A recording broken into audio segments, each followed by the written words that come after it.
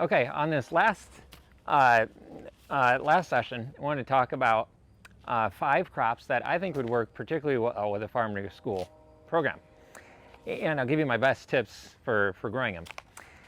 The first, top of the list, I think for me has to be cherry tomatoes.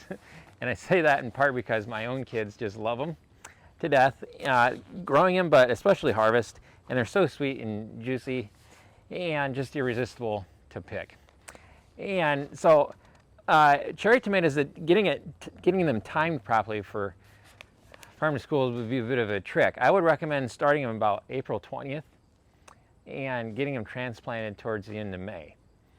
And in other words, put them in the ground just before summer vacation. And hopefully you can have someone do a bit of tending throughout the summer. They'll need weekly attention, but not much. And then you're ready to harvest when school's back in session. And they'll just be a big hit and a great activity, and they're relatively easy to grow as far as tomatoes are concerned. So what we do here, clementine is our favorite. They're just, it's a nice big tomato, nice 2-ounce fruit size for a cherry tomato anyhow. And it's a fun color too, and they're very flavorful. Nice burst of flavor. So, and very prolific plants, as you can see here. So what we do is plant these in the ground every 24 inches. And again, we're going to use that landscape fabric that I talked about earlier, so there's no weeding that we're doing. Going to put a couple runs of drip tape underneath the landscape fabric like I had explained. Every 24 inches, and then between each plant, I'm putting a tall stake. So if you're out in the garden, get a tall wooden stakes or T-posts or bamboo or whatever, and make sure they're a good 7 or 8 feet in height. You're going to pound them in the ground a foot or so. And here we've got about 7.5, 8 feet to the cross ties here. So I used conduit, EMT, electrical conduit. Works. It's kind of a long-term bamboo option for a greenhouse situation. But there's one of those between each of the plants. And then as the plant grows, we simply do a stake and weave trellising method. In other words, we're sandwiching in the plant. We're building a cage around these plants. So in practice, what we'll do is pull off about a 12-foot piece of twine, and we will go along this side all the way along and string that twine around each post, and then we'll come back the other direction. And in about 20 minutes time, we've created a sandwich. We've sandwiched that plant in between the twine, if that makes sense. And so that needs to happen, looks like 4 or 5 times throughout the season, about every 12 to 18 inches here. I like to use sisal twine. It's a nice biodegradable product, but any number of twines can work. And as the plant is growing, a problem here is that the cherry tomatoes want to grow into itself, and they get really bushy, and you'll have disease problems. And what we do is, as it's growing, we're pruning off tips, so there's ever only 4 to 6 tips allowed to grow between stakes, growing points, or leaders they call them sometimes. And what that does is thins out the plant as it's growing, and we're not thinning out after the fact.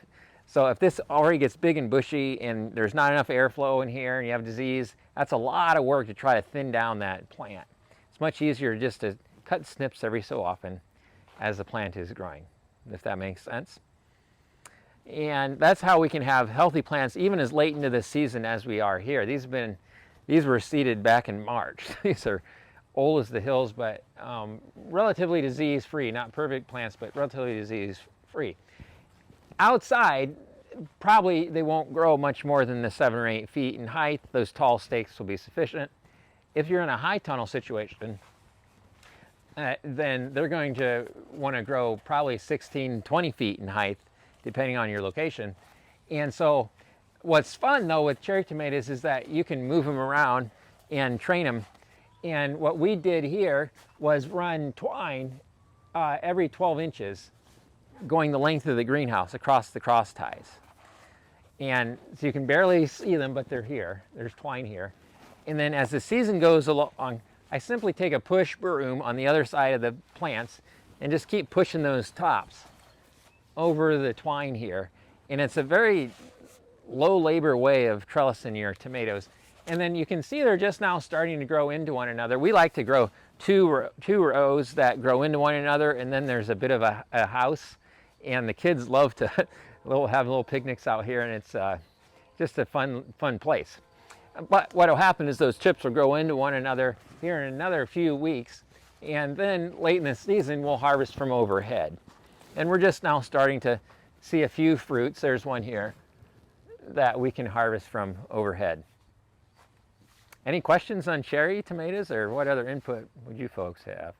When you're done, like when they're done for the season, because there is so much biomass. What do you do? Are you doing the same thing with the black tarps? So we have the rule is leave the roots in. And so we'll come with a loppers, a tree lopper, a limb lopper sort of thing, and we'll prune the plant all the way down to the ground. And then tomato plants do harbor a disease that we don't necessarily want to keep in the soil. So it's the one plant we do pull off to a compost that's right around the corner of the greenhouse. Here, let it decompose, and then those go onto our fruit trees and other places. And then this will be pulled up. This landscape fabric is pulled up, and then we'll rake it smooth and might loosen it with some forks if we need to, and we'll plant winter greens in here. Spinach is the best winter crop, I think, in a hoop house, and so mostly that's what'll go in here. So will this whole area be planted then into your whatever 3 to 42 inch pots? Well, spinach is a direct seed crop, so we will direct seed spinach in here, and then head lettuce we would use a paper pot system. I guess what I'm wondering is like the compaction that happens from walking on the sides. Sure. You have to. Are you using this whole area to plant for winter? That's right. It's pretty much wall to wall spinach or Asian greens in here, and we'll have little 6 or 8 inch pads that we'll leave. But it's pretty much wall to wall full. But you're right. It is compacted, especially with all the harvesting and walking up and down we're doing. And so it is one case where we do need to bring in broad forks or undercutters and loosen it somehow. Do you add that compost on top? And then when the tomatoes are removed, we put fresh compost. Just a little skim coat of 1 inch compost. The next crop I'd recommend is cucumbers, number 2, because again, we're talking about easy to grow crop, fun to harvest. Well, they're a little prickly to harvest, but they're fun to eat, and they're just prolific. So again, a trick is timing on cucumbers. So these were in the ground around June 10th. We have 3 plantings of cucumbers here, and we're first week of August, so it's about time for schools to start getting in session. The June 10 planting is about the right timing to have cucumbers for school. And what we do is seed every 3 weeks. So you could do an early June planting and a late June, and then you'll have beautiful cucumbers all through the fall season. And these are Corinto cucumbers. And Corinto is a very prolific plant, relatively disease-free,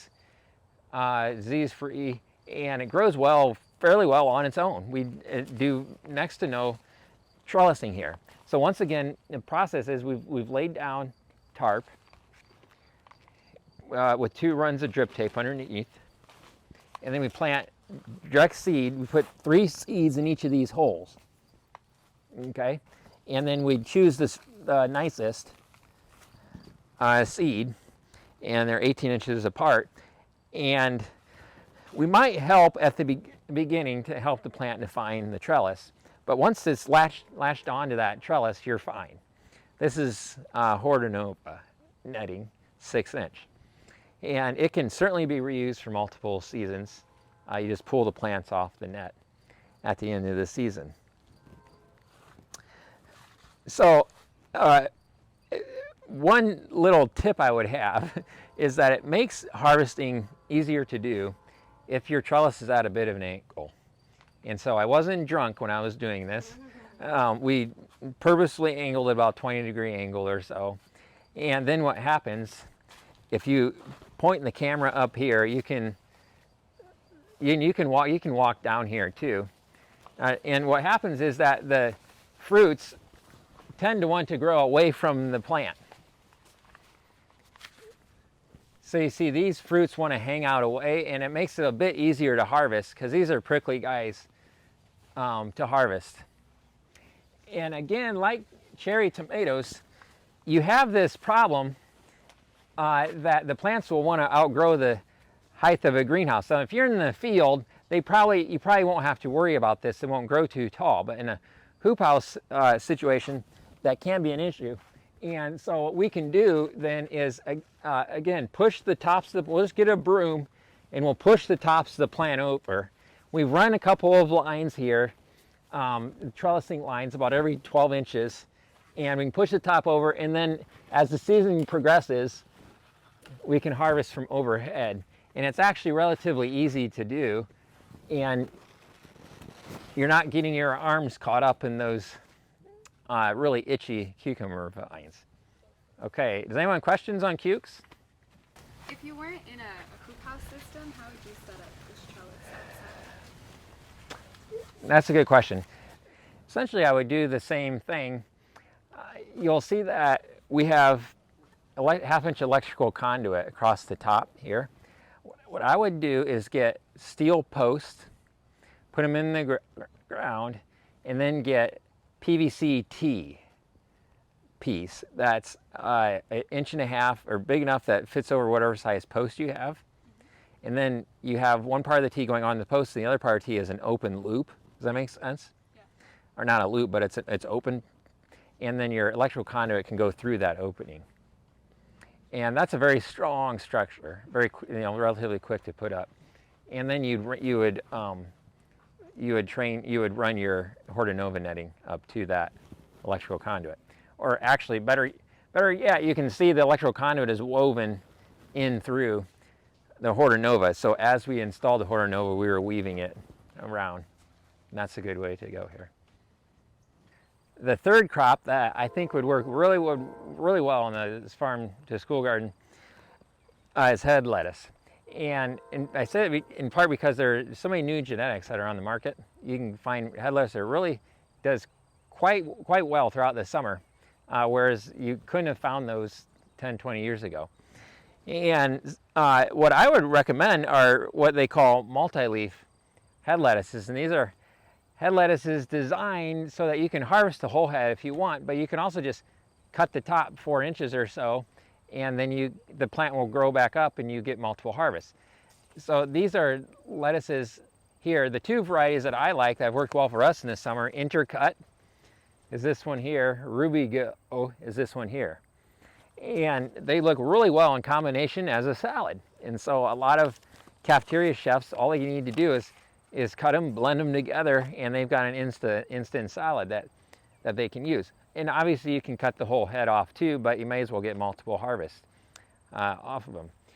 So these would work in landscape fabric with holes in them. It's spaced at about probably 8 inches, 3 rows, 8 inches with a 30-inch bed. Here we have four rows. Our beds are 42 inches, so we can get that extra a little bit of room here. They're easy to transplant. It is one crop you'd want to probably do succession planting with. So every 3 weeks or so, put in another round of heads. You would want to have an ability to wash them. And so you want to talk with your cafeteria chef and make sure they've got sinks big enough. And then I would recommend one of these orange restaurant grade spinners with a big handle, and they can wash it and spin the moisture off them too. One tip I would have for summer lettuce production is timing. I would start seeds on March 10th. Probably is the earliest in northern Indiana. 5B is our zone, and that would let you get transplant set in about April 10th. And even then, I would put a floating row cover on top to give them some frost protection. But from that point on, you can certainly go ahead and seed every couple of weeks and have a continuous harvest of head lettuce. Another tip, which I had showed earlier, is to make friends with shade cloth. And when you put that transplant in, the first 2 to 3 weeks at least, keep shade cloth on top. It'll keep the bunnies away from it, keep the groundhogs off, the deer, and it'll provide a cozier home for the transplant to start. Any questions? So, in regards to that you just said, will you do that in the spring, or you would do that in the spring and then put the row cover on top of it if it was going to be cold at night? Is that? So what we have done in the spring is, if you're going to use row cover, then you don't need to also use shade cloth, because the row cover performs the same function. Okay. So yeah, in the first couple of plantings, we'll just have a row cover. Okay. But then we'll transition to using just the shade cloth. The other question I have is, how many times do you cut that then before? I've gotten 3 cuttings already off of here, and I expect we'll get another at least 2. Literally cutting the leaf. So we're literally cutting the top 4 inches of the plant, and I tell workers it's like hedge trimming more than it is anything else. So we'll come along and just cut the top about this much. So we'll just trim the hedge on a weekly basis, and by next week, with this type of cool weather and the day length is still long enough that it'll grow back quickly. I am not getting as much out of that as I should be. You can get a lot of poundage off of a small planting. Are you using like pelleted seed for these? These are pelleted, and that's a good question. I mean, it's just a matter of what's easier. Yeah. And the pellets, especially with kids. Like as cost effective? For me, it is, because time is an issue when you start to hire people. You want to look for faster ways of doing things, but if you have time, then it's not such much an issue. But with kids, though, the pellets are much easier to use. And 128 cells would be a good size for these, and you can transplant in probably 3 to 4 weeks after seeding. A trick is you want to keep those seedlings cool. They'll overheat quickly, so we would grow those under grow lights in an air-conditioned room in the house if it gets super hot out here, but 90% of the time under a porch, away from the sun, it stays cool enough. The 4th vegetable that I think would work great in a school garden is carrots. Carrots are a little tougher to grow, but who doesn't love a fresh carrot? And they're just really fun for kids to harvest and to wash too. And so I kind of want to walk us through a bit of that process. But first, the type to grow is probably the fall storage carrot. It's really the spring season is not quite long enough probably to be able to seed in the spring and get a harvest, at least in northern Indiana here. But if you can plant fall carrots just before school lets out at the end of the year, then you'll have a harvest in the fall. These happen to go in around. These happen to be seeded actually earlier than that. These are probably April seeded, and they're a little bit oversized at this point. But the trick with carrots is germination and spacing too. So my best tip is to seed these when the ground is wet, and then keep the ground wet. And you have to keep that ground wet for a couple weeks of time. If you're planting a bolero, like a 90-day carrot, you could seed as early as March for a harvest in August. And it's much easier to get carrots to come up early in the year. In fact, my favorite time to seed them is late January or February.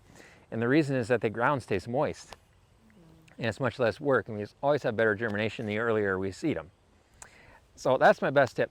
If when you're getting your beds prepped, you do need soil to be fairly loose, because you want those long carrot roots, and so you want to take a fork and loosen it up beforehand, but tilling is not needed. We don't till, and the ground can be kind of chunky. But once you seed, I would aim for a seed every half an inch if you're doing it by hand. So that seems fairly close, but you can thin those. If you're using a seeder, try to adjust your seeder setting for that too. But carrots you can grow a lot in a small area. Doing those by hand is probably the way to go. Aim for about half an inch and cover them up with a good 1/4 inch of soil.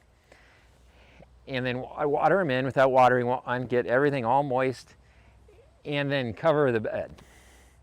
And you've got a couple of options here. You can cover the bed with landscape fabric.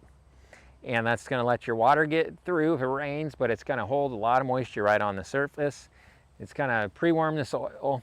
And the only trick with that is you want to keep checking it on a daily basis. As soon as you see some come up, get it removed. What we do is we put 3 layers of AG50, which is heavy row cover, on this, and it's the same thing. It keeps the moisture right at the soil surface. And usually we can seed and water them in, cover, and walk away from it. And then come back and check in 2 weeks or 3 weeks, we'll see the carrots have started to come up. And then for those early carrot seedings, and if you want to keep the deer and groundhogs off of them, then go down to 1 layer of row cover. And we'll let them grow under 1 layer of row cover until they're 8 or 10 inches in height. And starting to really, at some point they want to be out in the open. The row cover will kind of want to mash down the tops. So you don't hoop them? We don't hoop, we just put the row cover directly on top. So that's our production system, is how we get them going. If you have the deep mulch system, there's plenty of fertility in the ground. If you're using animal manures, you'll have problems. You'll have a lot of green growth and and tiny roots. And I'm big into vegetarian farming, and you don't need, this garden should be proof you don't need animal manures. There's plenty of minerals and nutrients in leaves and other vegetative matter. So at harvest time, you'll want to grab a harvesting fork, and what we like to do is go ahead and top the carrots right in the field. So we'll go ahead and loosen them. And what I would typically do, if I've got a gaggle of kids here, I'll loosen, a 10-foot section or so ahead of time before the students come. And then they can come and take turns pulling carrots out of the ground here because you've pre-loosened them. And that's fun when they all grow together. And then the kids can pick them up fairly easily.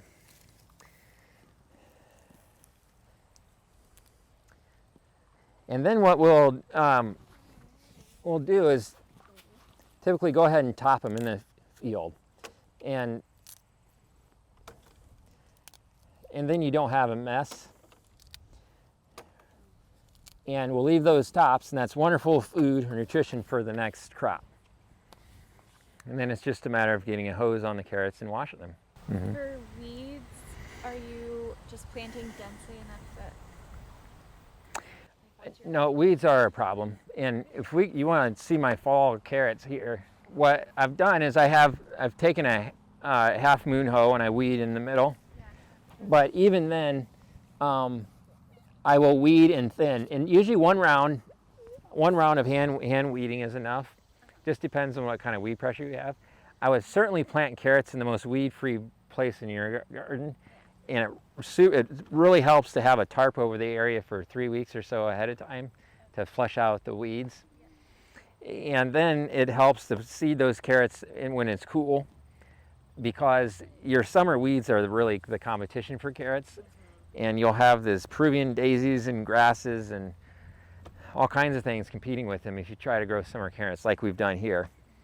But sometimes the timing, that's just the way it works. And then you can see we're aiming for about 1/2 inch between carrots here. And as we weed by hand, we'll go ahead and thin these guys out too.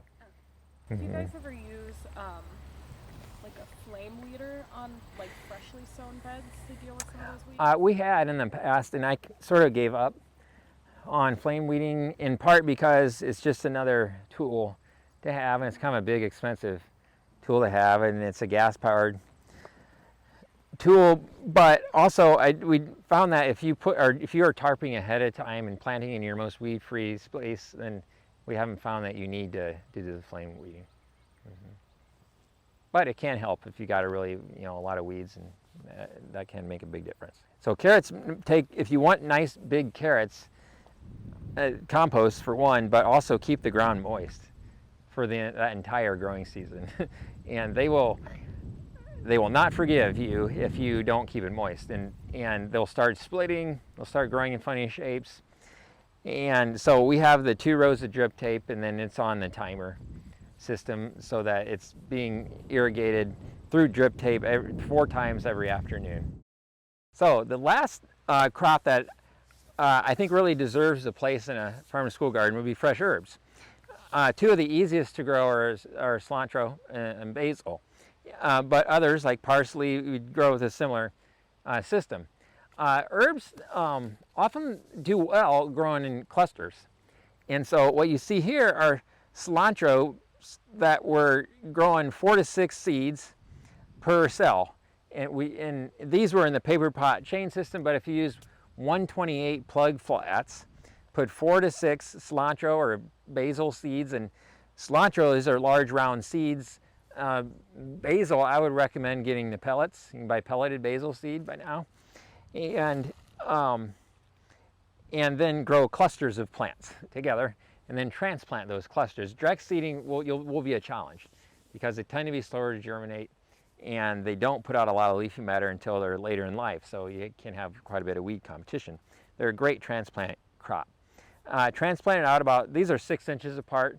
You could certainly go as 8 or 9 inches would be fine too.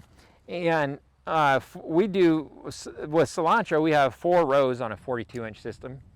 Probably 3 rows would be the right amount for a 30-inch bed system. The basil, we just do 2 rows because it gets pretty large, and we'll show you the basil in a minute.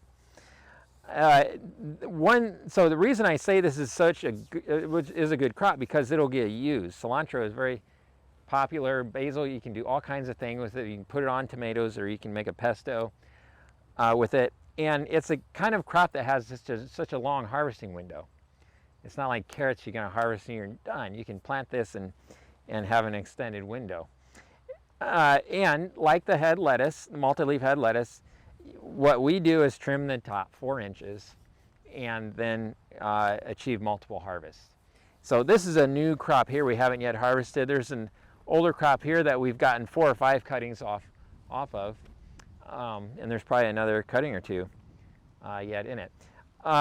Basil, we would do 1 seeding, 1 planting, and it's a warm weather crop. I'll get to basil in a minute. The cilantro, you would want to do succession seeding on this about every 3 weeks or month, and then your cafeteria will be stocked up with cilantro. Again, it's a crop that you may want to put in at the very end of the season. There's hardly time in spring to get a spring crop, but you might be able to if you're far enough south. But for the most part, it's another one that's good to put in just before summer vacation. And if it's in landscape fabric with the holes burned in it, which I would recommend doing, then it grows in the summer and it's sitting there waiting for you in the fall for harvest. Any cilantro questions? It wouldn't Herb bolt question? before then? The Santo, for us, it hasn't. If you get a late May planting and then you've got June and July, it's growing, so 8 weeks. And then in early August, it's ready to harvest. So we also keep shade cloth on it for the first couple of weeks, and that really helps. So the basil is a very similar crop. We can probably see it most clearly from here. So, and again, we've taken multiple harvests, and there are still several harvests yet to come. And ideally, basil is a crop that you do multiple harvesting on, because you want to get to it before it starts putting out these seed heads here. And if you keep trimming it, you can stall off the seed head formation on the basil. But again, we would pick about yay much, maybe a little more than cilantro, 6 inches or so here. And then a chef can make pesto or put that on tomatoes, and we'll get multiple cuttings. Again, these are cluster sown, so there's between 4 and 6 seeds per clump that went in here, and these are at 6-inch spacing, but that's plenty tight. You could certainly spread these out more. And again, this is a crop I would recommend on the landscape fabric system, especially because it's such a long season crop, such a long harvest window, that if you're in an area where you're not weeding it on a consistent basis, then the weeds will take over. But this is a warm season crop here. Cilantro is more of a cool season one. So cilantro do well in the fall and the early spring, whereas this one here, we wait until June 1st actually to put out plants to make sure it's the ground is good and warm. And then this crop will be done by late September, certainly. It's the nights are too cold. Do you save seeds or do you? Yeah, that's a good question. And most crops we don't. We purchase seeds, but we save our own garlic seeds, and we would save the bean. And I would like to keep moving our farm in that direction where we save more and more of our own seeds, because that's, and also if you're working with kids, that's a great activity too, to let the seed head come up. A challenge is that when you have a small diversified farm and with a small footprint like what we have, to prevent the cross-pollination that can happen, and you can't, it's difficult to grow in isolation, which gives you more pure genetics.